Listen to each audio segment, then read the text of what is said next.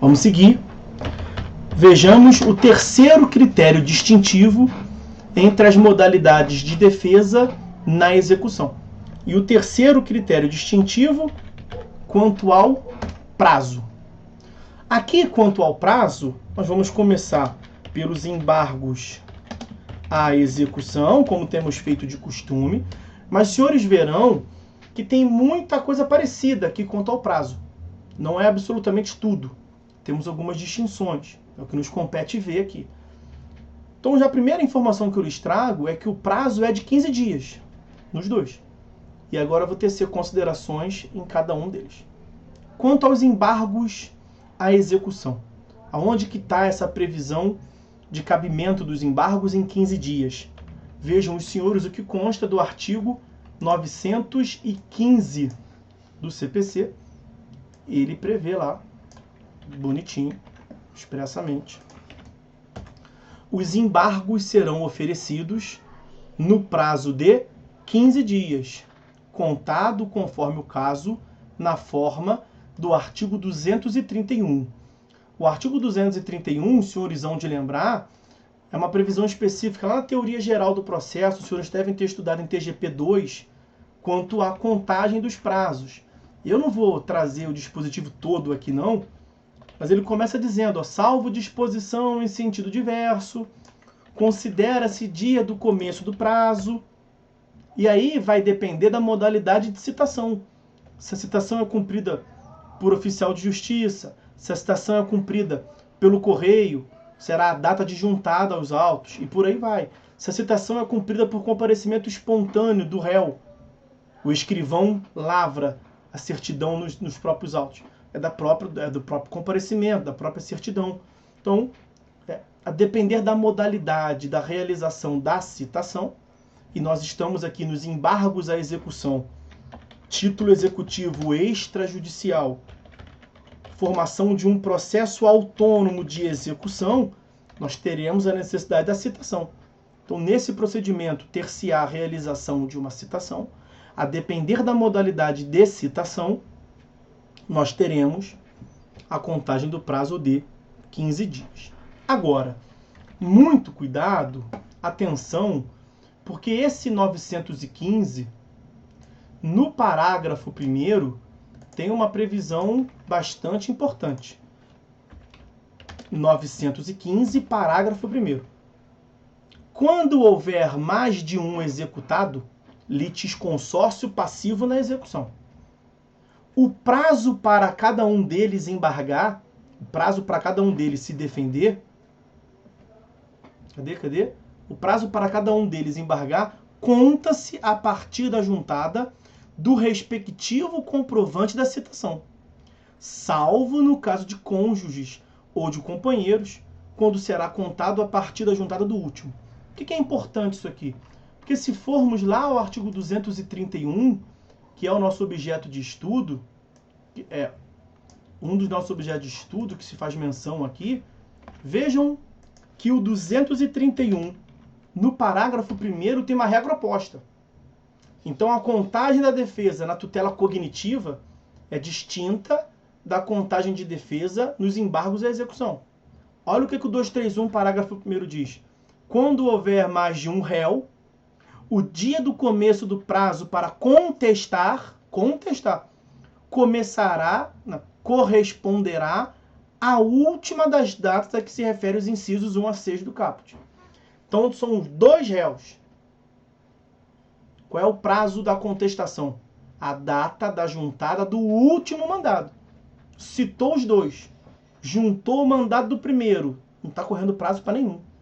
Porque para se defender na tutela cognitiva, para contestar, o prazo conta de modo unificado para todos os réus.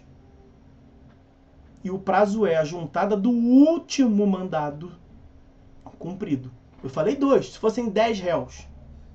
Juntou aos autos comprovante de 9 deles. Não está correndo prazo. Só vai correr o prazo a partir da data da juntada dos 10. Trabalhar em litisconsórcio tem os bônus e ônus. Aqui está um deles. Mas a regra do 231, parágrafo 1º, é pontuada para a tutela cognitiva. O dispositivo faz menção expressa à contestação. embargos à execução é outro fenômeno. E o 915, parágrafo 1º, tem mesmo regra diametralmente oposta, expressa. Quando houver mais de um executado, o prazo para cada um deles embargar, não contestar, é embargar. Embargar é defesa na execução. Conta-se a partir da juntada do seu respectivo comprovante. Então não adianta ter 5 executados e você, que é o executado 1, que já foi citado, já juntou os autos, tá achando que pelo 231, parágrafo 1º, pega nada, tá esperando juntar o comprovante de todos. Vai se lascar. Vai perder o prazo dos seus embargos. Porque são 15 dias contados da juntada de cada um. Ok? Isso é muito importante. Uma outra previsão importante, parágrafo 2º tem uma previsão que é muito excepcional. Eu vou trazer aqui só para o dever de trazer realmente tudo, mas não vou nem analisar. É a forma de contagem do prazo nos embargos à execução interposto por carta, que é aquele fenômeno mais excepcional. E aí são duas hipóteses distintas a partir da juntada aqui ou lá. Não compensa aqui aprofundar muito nisso, não. Temos mais coisa para ver. Esse é um fenômeno bem excepcional. O que mais me interessa é isso aqui, ó. 915, parágrafo 3º. Em relação ao prazo para o oferecimento dos embargos à execução, não se aplica o disposto no 229. O que é o 229? Benefício de prazo, né? Benefício de prazo para litisconsortes. Os senhores sabem que pelo 229, o benefício de prazo para os litisconsortes já não está mais tão amplo, já não é mais tão amplo quanto no código anterior, né? No código anterior, tinha litisconsórcio passivo, prazo em dobro. No código atual, não. Tem que ter litisconsórcio passivo, com advogados distintos, de escritórios de advocacia distinto, em autos não eletrônicos. Se um desses requisitos quebrar, não tem benefício de prazo. Então, se os autos forem eletrônicos, não tem benefício em hipótese nenhuma. Se forem advogados distintos de um mesmo escritório, não tem benefício de prazo. Se forem 50 réus, todos com o mesmo advogado, não tem benefício de prazo. Mas isso é lá para a tutela cognitiva. Porque na tutela executiva, em relação aos embargos à execução, a regra é expressa. Não tem benefício de prazo. Então, ainda que seja uma pluralidade de executados, litisconsórcio no polo passivo na execução, com advogados distintos, de escritórios de advocacias distintos, em autos não eletrônicos, ainda assim, aqui não vai ser cabível o benefício de prazo. Então, prazo de 15 dias, contado da juntada do seu comprovante de recebimento nos autos, e não tem prazo em dobro. Porque toda a discussão aqui é que se houver litisconsórcio passivo, né? O 231, parágrafo 1º, o 915, parágrafo 1º, dizem respeito à pluralidade de réus, quando for juntado ao último. Na tutela cognitiva, na tutela executiva, é da juntada de cada um. E também aqui o benefício de prazo é na pluralidade do sujeito passivo. Mais de um executado. A gente pode cogitar lá na tutela cognitiva do benefício de prazo, no litisconsórcio passivo, prazo em dobro. Tem que preencher os requisitos do 229. Aqui nos embargos de execução, simplesmente não tem. Não adianta nem investigar se está preenchido os requisitos ou não. Tem norma expressa dizendo que não se aplica. Sobre o prazo nos embargos à execução, era isso. Vamos agora ao prazo. Como é que eu estou colocando? Botei A, agora é B, né? Então, prazo B na impugnação ao cumprimento de sentença. O prazo é de 15 dias. Mas saber que o prazo é de 15 dias é o menos importante. O que nós temos que saber aqui é o seguinte. Atenção. O prazo é de 15 dias contados de modo automático e imediato. Prazo de 15 dias contados automaticamente e imediatamente após o término do prazo para pagamento voluntário. Para pagamento voluntário do artigo 523. E o prazo para pagamento voluntário do artigo 523 é de 15 dias. Esse prazo para pagamento voluntário é de 15 dias. Eu vou trazer aqui o 523 para os senhores. Mas o que os senhores têm que saber é o seguinte, são prazos distintos. São 15 dias para realizar o pagamento e outros 15 dias para não tendo realizado o pagamento, porque estamos de acordo, pagou, acabou, né? O pagamento extingue a obrigação. A execução não se dá para efetuar, materializar, cumprir a obrigação. Se o cara pagou, acabou. Nós só vamos cogitar de embargos à execução se passou o prazo primitivo de 15 dias para pagar. Não pagou. Tem 15 dias sucessivos, outros 15 dias. Então, do 16º dia ao 30º dia, você pode oferecer embargos, mentira, me perdoem, você pode oferecer impugnação ao cumprimento de sentença. E esse prazo, o segundo prazo de 15 dias para exercício de defesa na impugnação, ele é contado imediatamente. O que significa esse imediatamente? Independe de nova intimação. Então o executado, né, é intimado para cumprir em 15 dias e já sabe que se não cumprir em 15 dias, ele tem outros 15 dias, do 16º dia ao 30º dia, para impugnar, exercer o direito de defesa no cumprimento de sentença. Não vai ter outra intimação. Se ficar esperando, vai perder o prazo. Isso está muito claro, precisamente previsto no artigo 525. Querem ver? Olha aqui. Eu já até trouxe para vocês, mas vamos ver de novo.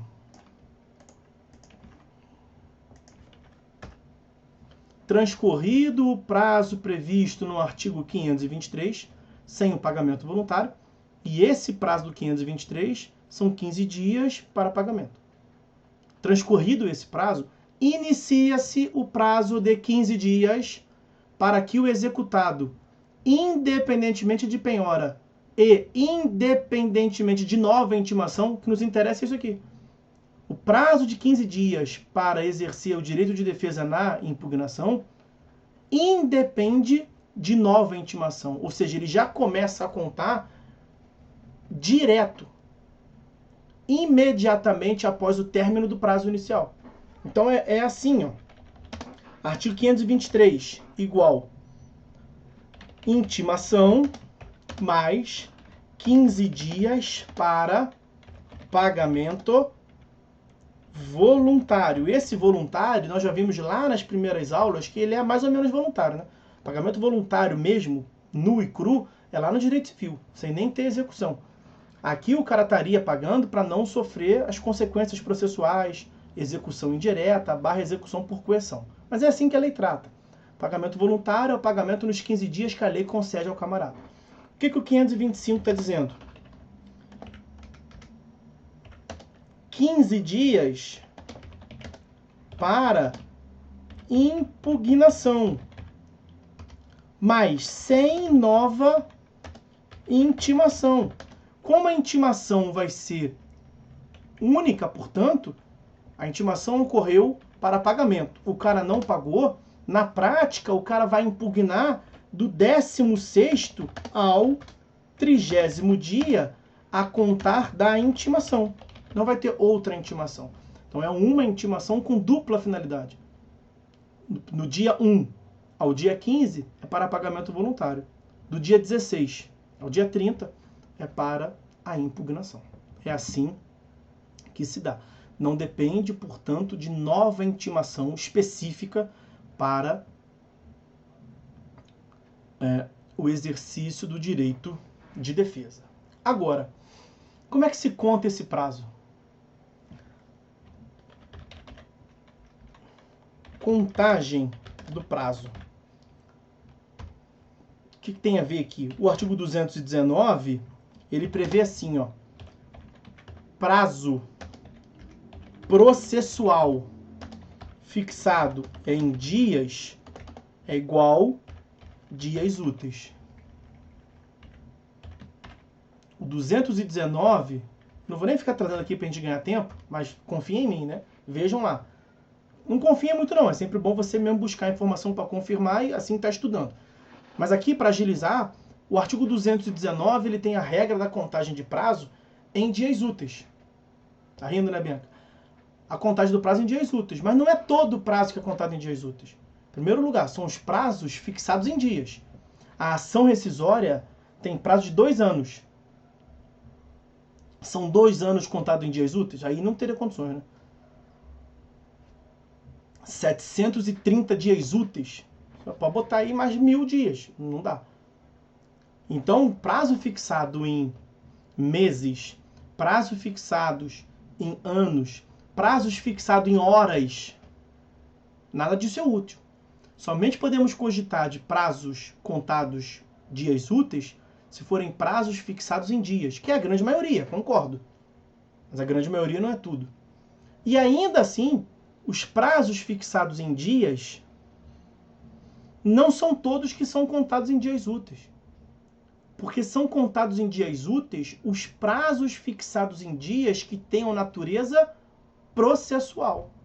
E aí aqui o que acontece é o seguinte: o prazo para exercer direito de defesa, quer dizer, o prazo para impugnação, ninguém pode ter dúvida que ele tem natureza processual. Então, quer dizer, do 16º dia ao 30º dia da intimação, dias úteis. E que não tinha controvérsia, nenhuma viva alma dizia que a impugnação ao cumprimento de sentença não teria natureza processual. Claro que tem natureza processual. Aliás, nós já vimos no critério anterior que a natureza jurídica é de incidente processual. É evidente que tem natureza processual.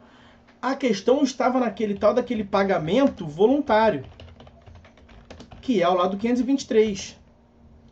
E claro que esse prazo inicial do pagamento voluntário, ele exerce consequência no prazo da impugnação, como nós vimos, porque a intimação é uma só. E qual é a dúvida aqui? Pagamento, senhores, é um ato civil, né? Não é um ato material. Qual é o código que regulamenta pagamento? Pagamento é regulado pelo Código Civil. Quem é que vai realizar o pagamento em concreto? É o advogado ou é a própria parte? A própria parte. Então houve mesmo quem discutisse aqui se esses primeiros 15 dias, os 15 dias iniciais do 523 para pagamento voluntário, a dúvida estava aqui. Se os primeiros 15 dias teriam natureza processual ou não. E aí, se sim, seria contado em dias úteis, se não, seria contado em dias corridos. Tinha manifestação aqui e ali, nos dois sentidos. E o STJ fixou o entendimento que o prazo do artigo 523 para pagamento voluntário tem natureza processual e, dessa forma, é contado em dias úteis. Então, todos os 30 dias, os 15 dias iniciais para pagamento voluntário e os 15 dias posteriores para impugnação, são todos eles contados em dias úteis. E a conclusão do STJ se deu por essa explicação que nós tivemos aqui.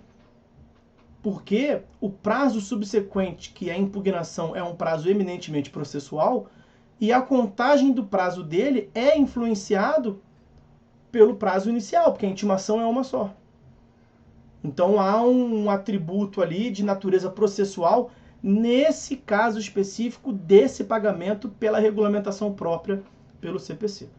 Concordem ou não, é assim que ficou fixado, estabelecido a jurisprudência do STJ. Então é contados em dias úteis em todos os casos. E quanto ao benefício de prazo, que nós vimos que há uma negativa, né, lá nos embargos à execução, não há benefício de prazo nos embargos à execução. E aqui quanto à impugnação ao cumprimento de sentença, aqui é o extremo oposto. Há norma expressa no sentido de que sim, aplica-se o benefício de prazo. É o que consta, como eu lhes disse, do 525, parágrafo 3º, tá ele aí. Aplica-se a impugnação, o disposto no artigo 229, benefício de prazo, e aí, né, Benefício de prazo para litisconsorte com advogado distinto, em escritórios distintos, em autos não eletrônicos. Porque você vai aplicar aqui no parágrafo da impugnação o 229, na regulamentação do 229, naturalmente. Ok? E aí, senhores, para encerrar aqui, algo que já até adianta um pouco o que nós vamos ver quando do estudo da exceção de pré-executividade, nós temos uma previsão específica no 525, que é a que consta do parágrafo 11 do 525, prevê o seguinte, olha, as questões relativas a fato superveniente ao término do prazo para apresentação da impugnação, assim como, quer dizer, também, além de ter ocorrido após o prazo, também aquelas questões relativas à validade e à adequação da penhora, da avaliação e dos atos executivos subsequentes podem ser arguidas por simples petição, sendo executado em qualquer dos casos, tendo executado em qualquer dos casos, o prazo é de 15 dias para formular a arguição contado da comprovada ciência do fato ou da intimação do ato. O que eu estou querendo dizer com isso aqui? Isso aqui não é nem propriamente nesse tópico, é porque tem um prazo ali e faz menção à perda do prazo, né, superação do prazo da impugnação. A exceção de pré-executividade, ela perdeu bastante o sentido com o Código atual, porque tem outras previsões, além dessa do 525, parágrafo 11, essa aqui, porque nós estamos nesse contexto aqui, né, que dizem que na execução, as discussões sobre validade, discussões supervenientes, se dão incidentalmente. 15 dias da ciência do fato. E o grande fundamento da exceção de pré-executividade era você poder impugnar mesmo depois do prazo, em algumas situações, independentemente do prazo, dos requisitos que tinha lá à época a lei. Então, houve uma mudança substancial no ordenamento jurídico. Os requisitos que justificavam a existência dessa tal de exceção, que é a terceira modalidade de defesa, eles caíram por terra. E também não há previsão expressa na lei que veda e que diga que só pode discutir nesses 15 dias iniciais. Veja como é que o parágrafo 11 é expresso. Sendo um fato superveniente na execução, é evidente. Se foi um fato que ocorreu após esses 15 dias iniciais para a defesa, ele pode impugnar, exercer contraditório sobre aquele fato? Pode. Claro que não vai ser um 15 dias que já passou, né? Evidente que não. Novos 15 dias, a contar da ciência. Então, esses argumentos, eles acabaram minando e jogando por terra. Não extinguiu, não morreu, não. Vamos ver. Mas jogou por terra o cabimento da exceção de pré-executividade. Ela se tornou desnecessária, porque você passou a poder discutir incidentalmente no processo. Bom, sobre o prazo, é isso.